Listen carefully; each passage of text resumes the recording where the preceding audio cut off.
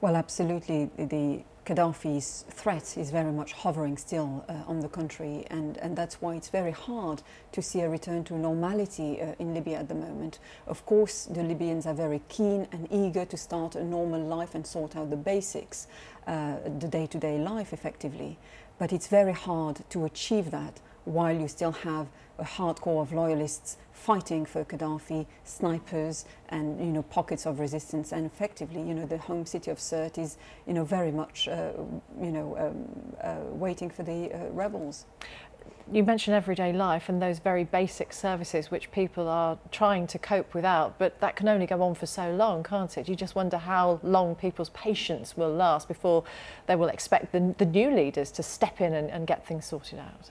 Very much so, and there's a harrowing humanitarian crisis going on in Libya at the moment, with a shortage of water and food supplies, electricity as well. Hospitals cannot cope with an increasing number of casualties, and they do not have the fundamentals to save lives. And for now, Libya is relying on the generous donations of neighbouring countries, but it is crucial now that the National Transitional Council puts pressure on the international community to unfreeze Gaddafi's assets immediately to get the country running again, up and running again.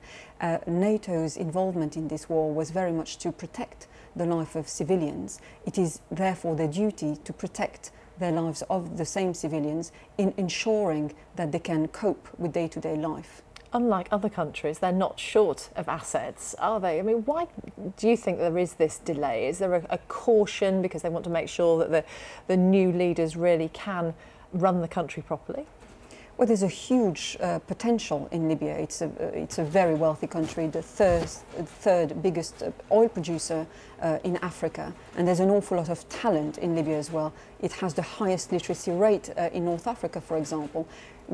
People are highly skilled and trained in engineering and indeed petroleum industries, and the Libyans are now keen to manage their country, and so yes, there is an impatience in getting stuck and involved in their country's future. We have heard from the new leadership today that they're not intending to extradite Abdel Basit al-Megrahi, who was convicted of the Lockerbie bombing. How disappointing will that be to Western ears? Well, al-Megrahi's case is very complicated. Let's not forget that this is a man who has already been tried, convicted and indeed released on compassionate grounds. I met his family, and he's obviously a very, very sick man. I actually broke the story about the new cancer drug that he's receiving, and I think it would be wrong for Libya to start with a huge show trial which has effectively nothing to do with the Arab Spring. So you think that the West is mistaken if they're going to send him to the US or back to Britain? Very much so. I think we haven't heard official demands from governments in Britain and the US for al-Megrahi's extradition.